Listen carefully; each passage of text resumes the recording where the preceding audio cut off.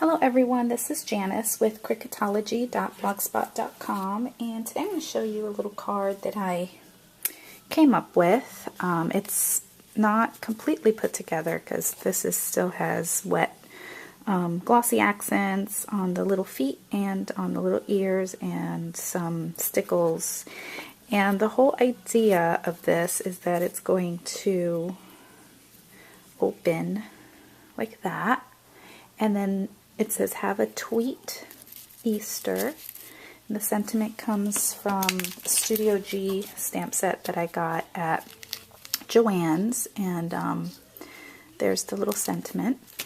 And then it just opens up like this, and then this is going to be on an action wobble. So, so cute. And the little bird is from Three Birds on Parade. And I cut him out at 4.34 and all his layers. And then the egg comes from the same cartridge, but it's this piece right here. It comes with the bird. And I cut it at 5.17 and welded them like this. Okay? And I cut it out of pattern paper so that the inside would have a pattern. And then I cut two of these and flipped them. So I did like this. Well, let me back up here. First I welded two of these like this, okay, so that I would get the egg shape. Then I took this piece and flipped it. And then I took this piece and flipped it and then welded those, okay. And I had to put it on my mat at a diagonal in order for it to cut on a 12 by 12 mat. Now I could have switched to the bigger mat, but I was too lazy to do that. So that's how I did it. I did it at a diagonal, okay. Alright, so let's put this together. And so then, you know, you fold them down like this. And then my shells were white, just out of, because I wanted to do this speckly effect. So make sure this is the correct side before I do anything. Okay, this is the side. And here's what we're going to do. We're going to take some Distress ink from Tim Holtz, the tumbled glass. And I think I have some green here on this sponge because I'm getting green in here. Well, maybe I used it all up because now it's looking more blue.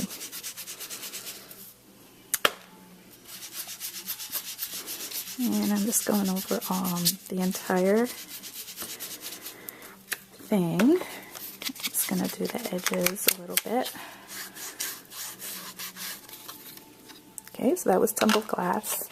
And then the faded jeans, I'm using, this is a sponge that I got at the Dollar Tree, and I just rounded the edges. I cut it down from, it was a big sponge like this, and I cut off a piece, and then I cut it into little pieces like this, and just with my scissor just rounded it a little bit, because I've been wanting to do a little bit of sponging. And I keep forgetting when I go in Michael's to buy those rounded sponges, but then when I was at the Dollar Tree, it occurred to me, hey, I think I could use those. So there we go. Now it's speckly. See how the bottom is a little bit more green than the top, but that's okay. I think it looks nice.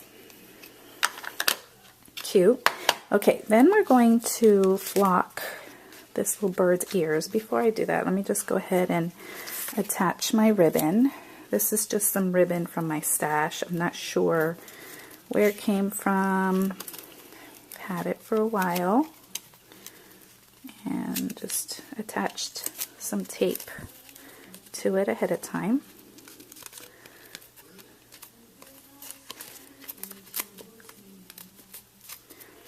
Okay. And then I gotta trim the tails on this.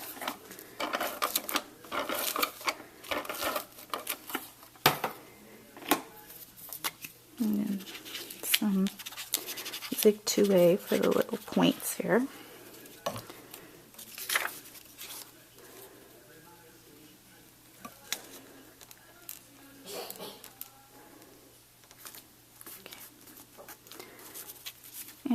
top piece.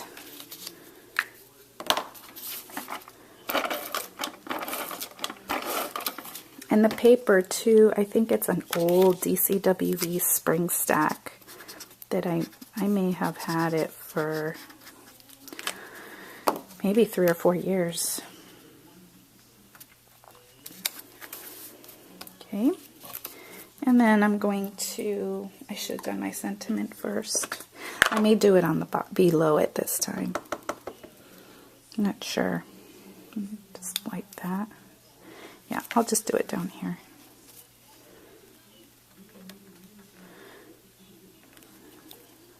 And this is just the Memento Tuxedo Black, which I like to use on the Studio G stamps. They seem to make a good impression.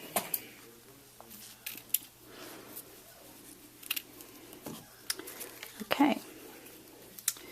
Now, I added a Peachy Keen stamp, the Critter Faces in medium, with my Memento. And now we're going to flock the little bunny ears.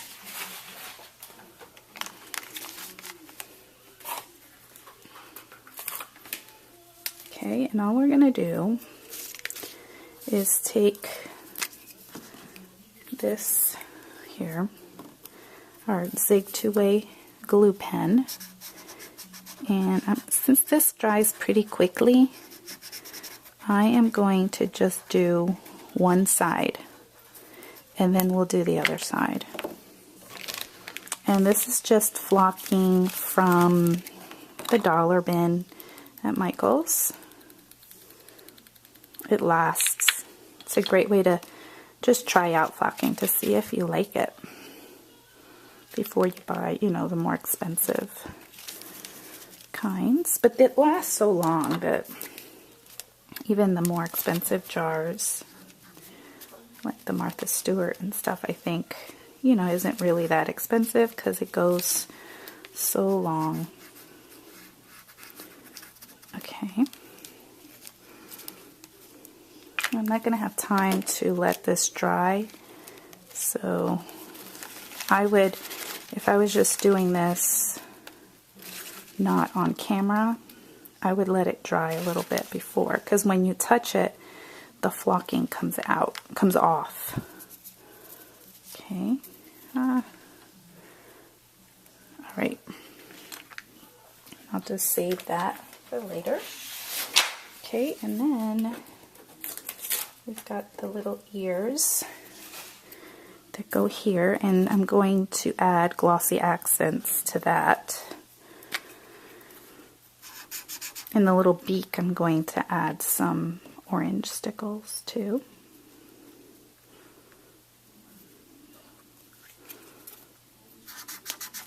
And this whole little guy, he's going to go up on a action wobble. You can get those at actionwobbles.com. Okay, so that's going to go there. And let's hold it with our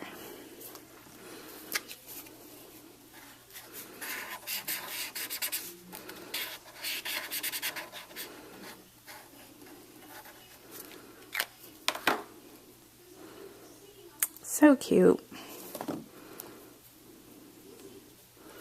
Oh, see, there's flocking under here, so this is going to have a hard time sticking. It does stick because I did it with the other one. Okay, and then we're going to action wobble this guy.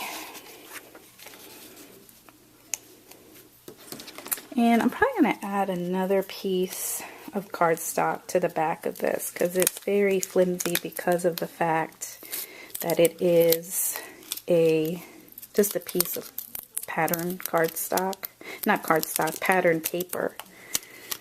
So, yeah, that makes it difficult. So I'm just going to stick the action wobble to the back and then add that there. And there we go. So, thanks for watching, everyone. Bye.